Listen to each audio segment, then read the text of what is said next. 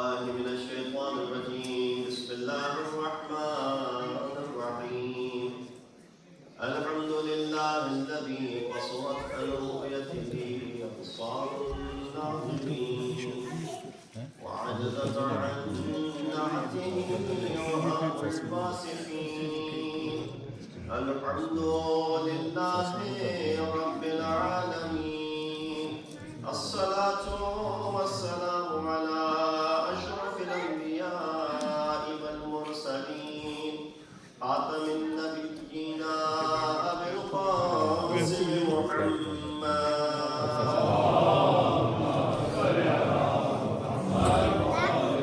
وآل بيته الطيبين الطاهرين المعصومين الذين أظهر الله عنهم الرجس وطهرهم تطهيرا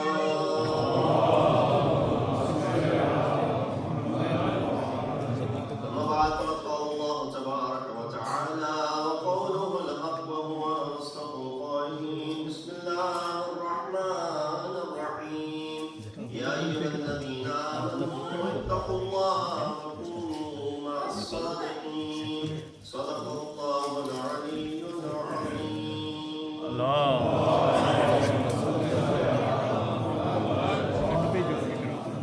Continuing on this sad occasion on which we commemorate the Shahadat of our fifth Imam, Imam Muhammad al-Baqir alayhi salatu wasalam.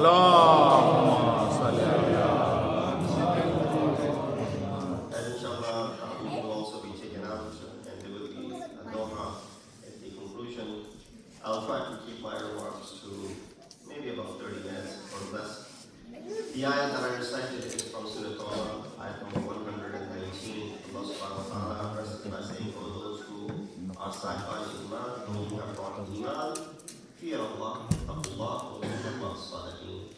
And be with those who are sadiq and the righteous and the truthful ones. First, when we discuss the Majlis and the gesture of Ahl-e-Bait, we use the ayat of Quran. And there is a direct correlation because the ayat of Quran and the entire Quran is the qasida of Ahl-e-Bait anyway. Not just random ayat, but the ayat, many ayat that are directly in connection with the Ahl-e-Bait of Rasulullah.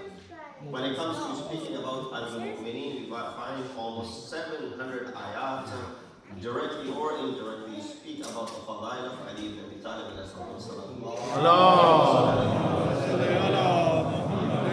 Therefore, ulama use this ayat number 119 when they speak about the true sadiq. Right? Although it says, Kunu ma'as sadiqeen, be with those who are the righteous ones, we see that the true sadiq are our fifth Imam and our sixth Imam.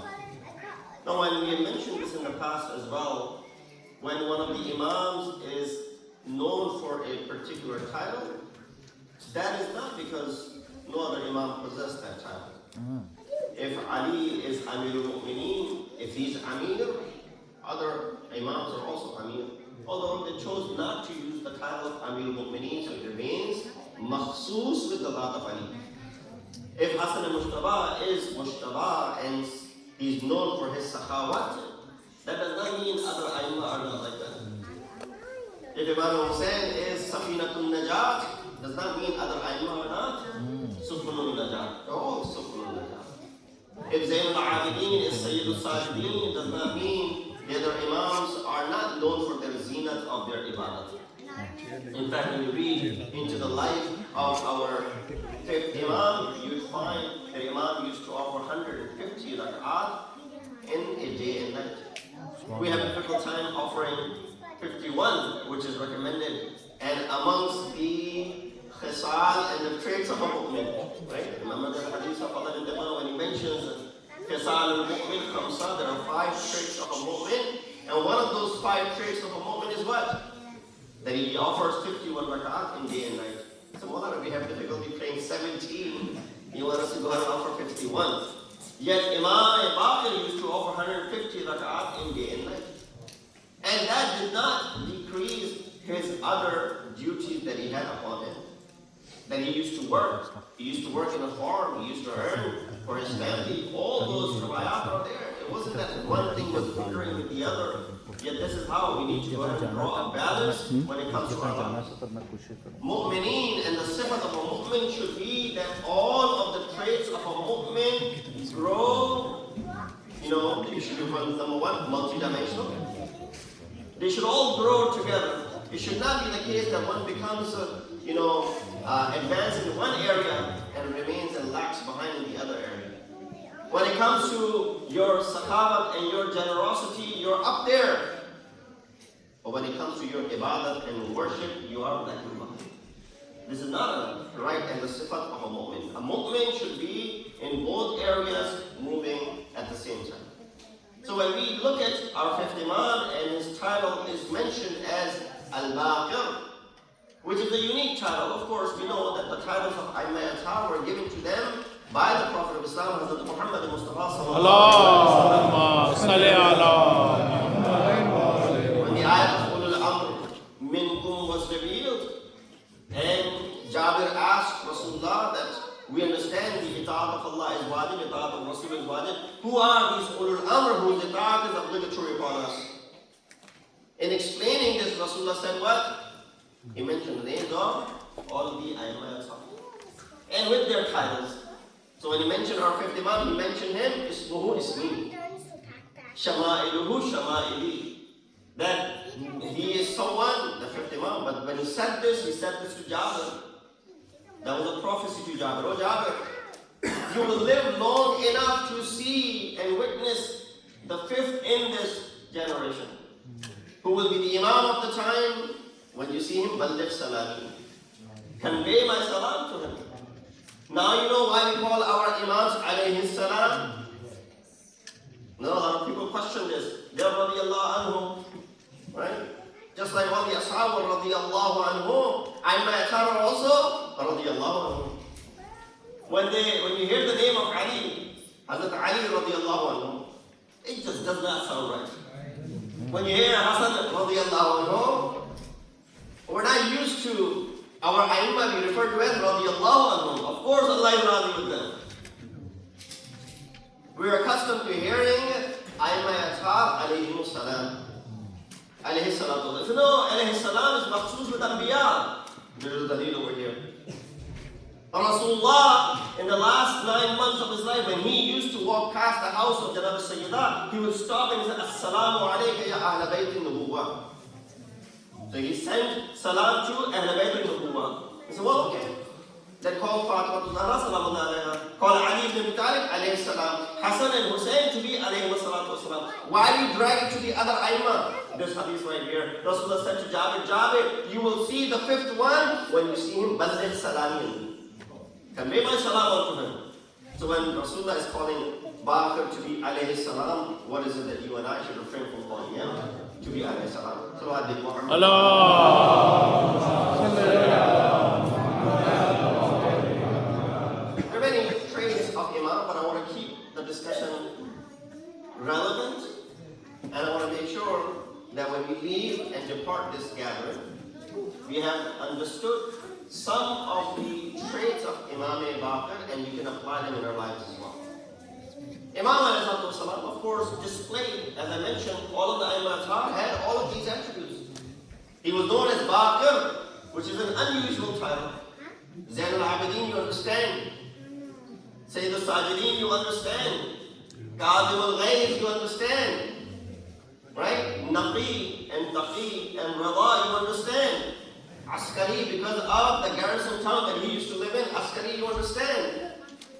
But known as Baqir, well, the reason that Rasulullah is mentioning that his name is my name, and his character is similar to my character, because the ulum that I have brought, the person who will split that knowledge open is Muhammad Baqir. He's Baqir because he'll split. Baqir from someone who splits the thing open, anything. So the one who will split my knowledge open. I'll give you one brief example of that. That sometimes when we come across a text, it requires further explanation and elaboration of that text for us to understand it. You hear a sheikh, a poet, recites or writes a poetry. Sometimes it requires explanation to understand what the poet is trying to get across. And in our Ulumuddin, Shaheed Awal, when he wrote the book, Lum'atul Dimashqiyya, for 300 years, nobody could figure out what he had said in it. It was written in such code words that it required another Shaheed who came 300 years later, who then became Shaheed Thani, to go ahead and write what? Tashri' of this great book into 10 volumes. To 10 volumes. Every student who goes to Hawza Ilmiya, Sunnati Hawza Ilmiya, traditional Hawza Ilmiya, they study this book, Al-Lum'atul Dimashqiyya. Why? A masterpiece of fiqh. Riwayat, traditions mention that he wrote this book with his own blood because he was in the prison. And that's the barakat of that kalam. But it required elaboration. Sayyid Thani came and elaborated it. Now imagine the kalam of a scholar requires someone to go ahead and open it. Kalam of Rasulullah. And all the hidden secrets that are within it, that requires someone like Imam Muhammad Baqir to come and explain to us. Hence he was given the title of Baqir. Imam, possessed many features. And these are the features that Imam expects his followers to have as well. Whenever he would speak to people, and the way Ma'asumin spoke to others, regardless of the fact the person was their friend or enemy. Someone who had done harm to them, or someone who had done kindness to them. They would speak to them in a way that would be respectful. He said, "Qulu lin-nasi husnan." The Quran also said, speak to people in a way which is husn, which is beautiful. Imam said, "Qulu lin-nasi ahsana ma tuhibbuna an yuqalu lakum." Speak to the people better than the way you would expect them to speak to you. So if I want someone to speak to me nicely, I should go ahead and double down. Speak to them in a better way.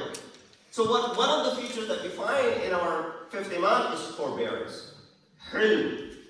Imam was known as Halim, and he had this forbearance. And that is displayed through some of the incidents that took place in his time. Of course, there are people who make fun of things. Quran says, La tanabazu. Do not, call people by al-qab. Do not make fun and mock their names.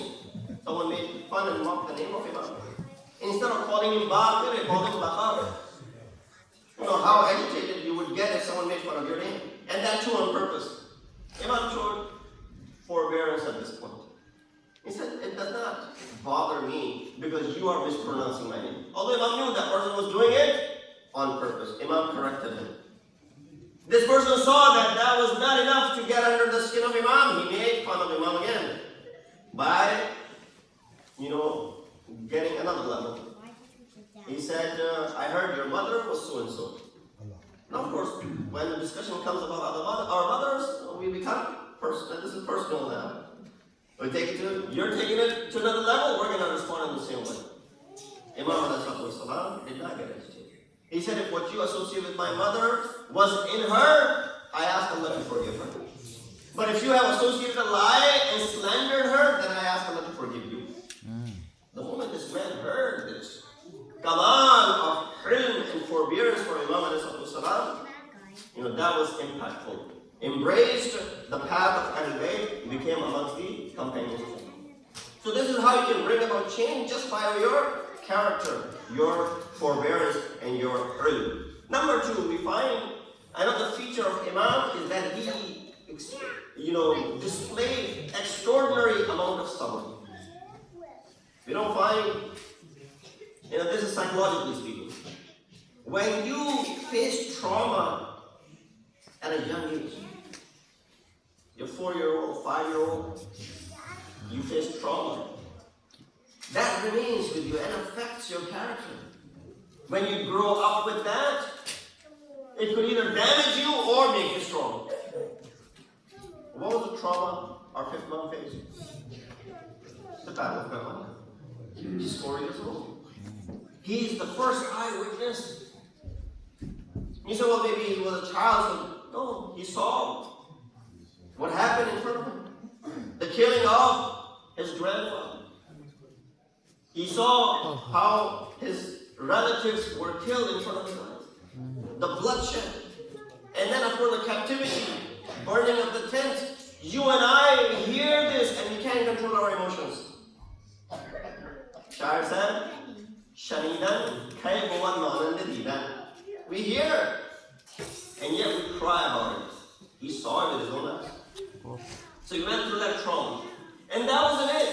Even later on, in the reign and the time and the imamate of his father, for the next 35 years, 34 years, what did we see? Constant persecution. And our fourth imam struggling for companions. Yet Imam displayed that immense amount of suffering. And that was not just things that were out of his control, even within his own control.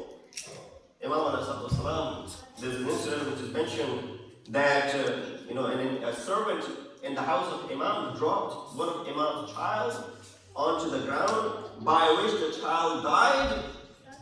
Instead of becoming agitated about it, irritated about it, immense sabr that Imam displayed at that moment, that it was the gift from Allah subhanahu wa ta'ala, and he took it back.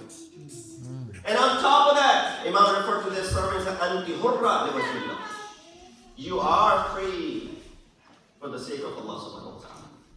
So this is where you go a step above.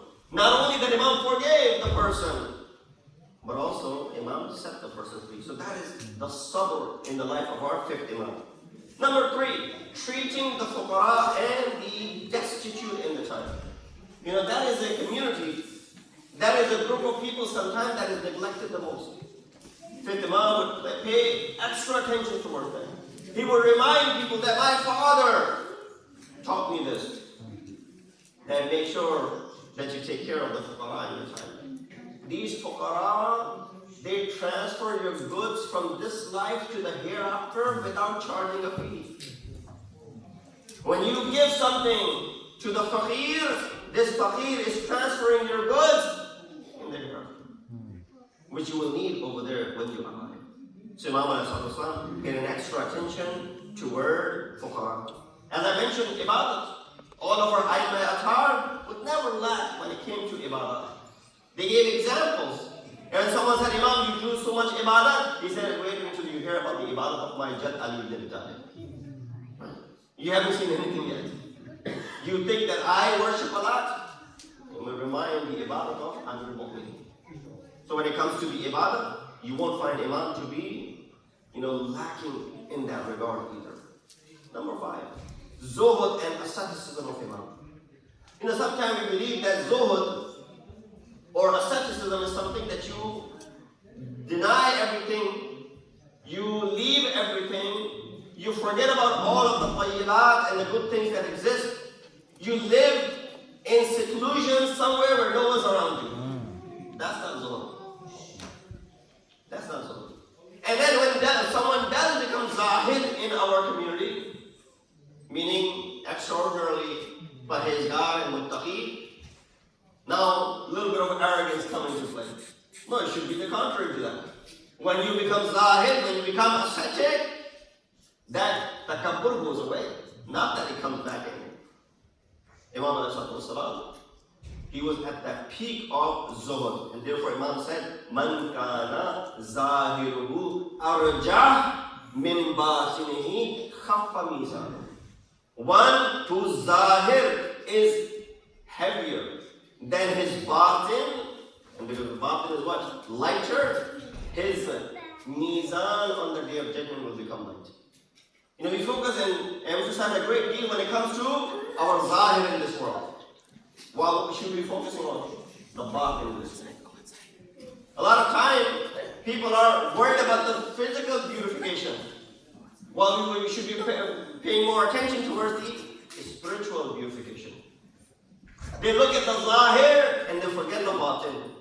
When it comes to weddings as well, marriages as well, a lot of proposals that come, they turn them down because of the physical features. Not focusing on that internal feature that individual possesses. So that is the zuhud. Ikhfa, a lot of time when you see people displaying this zuhud and asceticism, remind them. Imam said, Ikhfa afzal zuhud, ikhfa zuhud. The best type of asceticism is when you conceal it, when you hide it. You don't walk around stomping your feet saying, I am an ascetic, I am muttaqi, I am perhezgar. Salawat Muhammad.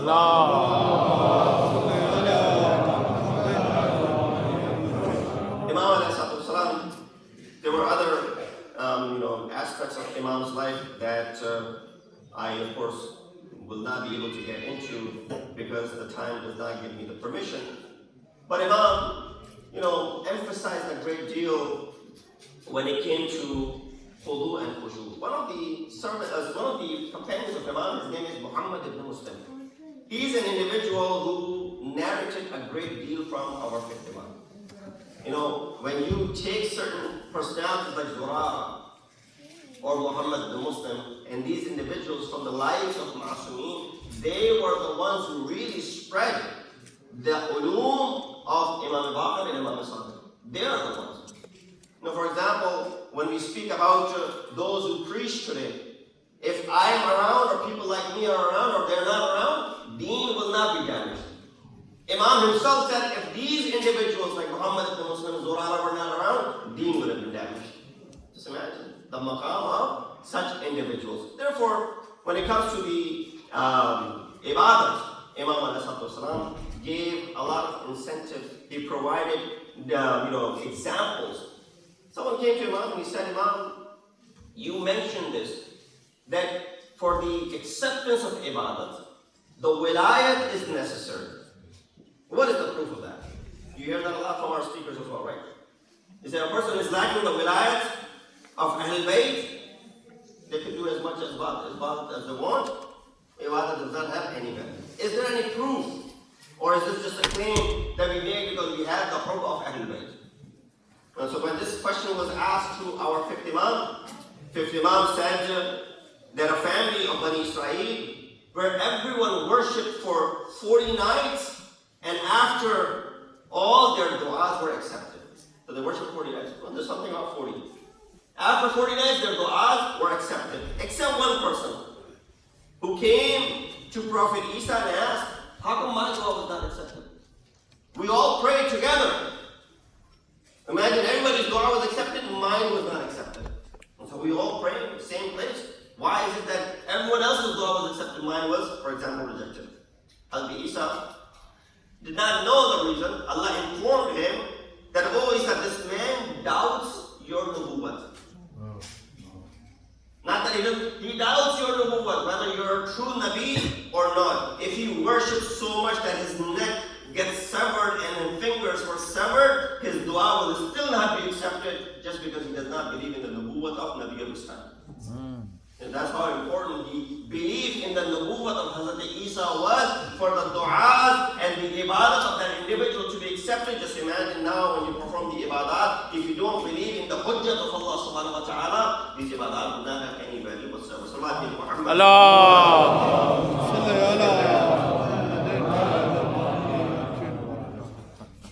Again, time is very short and I will not be able to get to some of these things. Wanted to share a couple more riwayat, but I'll leave it for inshallah. The nights that are coming in which I will be able to share about other Ahl-e-Bait, and inshallah we'll talk about our fifth Imam as well. But of course, fifth Imam is amongst those Imam who had the opportunity to spread the ulum of Muhammad Ali Muhammad at the maximum. Why? Because of the political situation of the time. Imam, as I mentioned, was 4 years old in the Battle of Karbala. He saw the martyrdom of Sayyid al-Shuhada. He saw the martyrdom of Hazrat Abu Fadl al-Abbas, Ali al-Akbar. He saw the martyrdom of 6-month-old Ali Asghar. In fact, the riwayat of the day of Ashur is mentioned that a man was coming from Najaf after the incident of Karbala had taken place on the 10th day of Muharram after the Ashur had passed and Sham and Ghariba had settled in. As when the children had been scattered, he said, I was coming from Najaf and I saw a young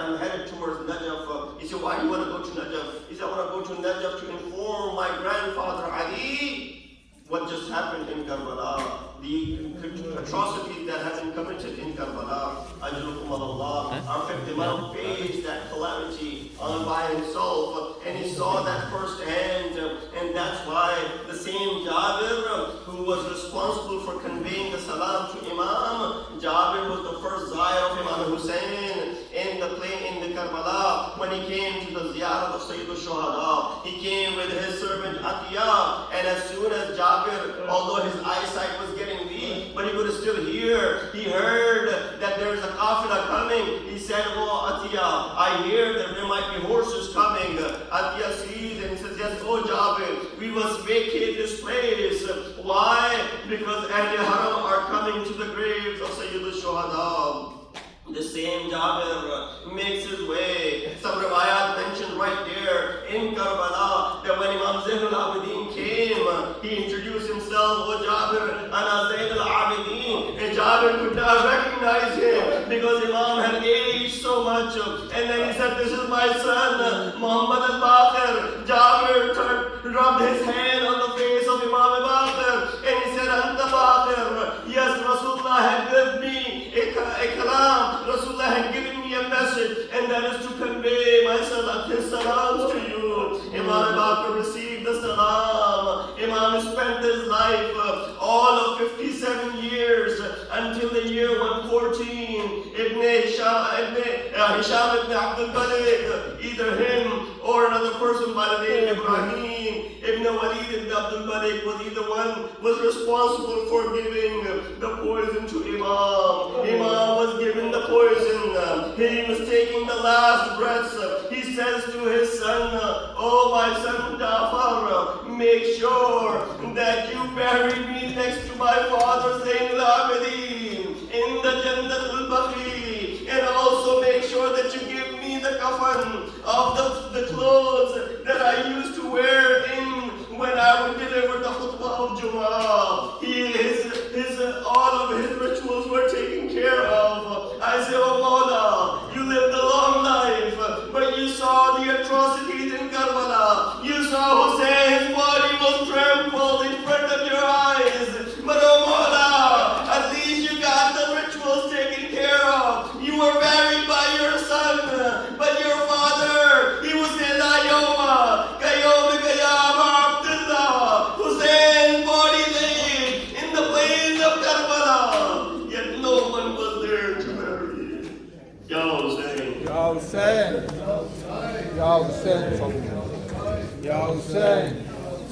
Ya Hussein. Ya Hussein. Ya Hussein. Ya Hussein. Ya Hussein. Ya Hussein. Ya Hussein. Ya Hussein. Ya Hussein.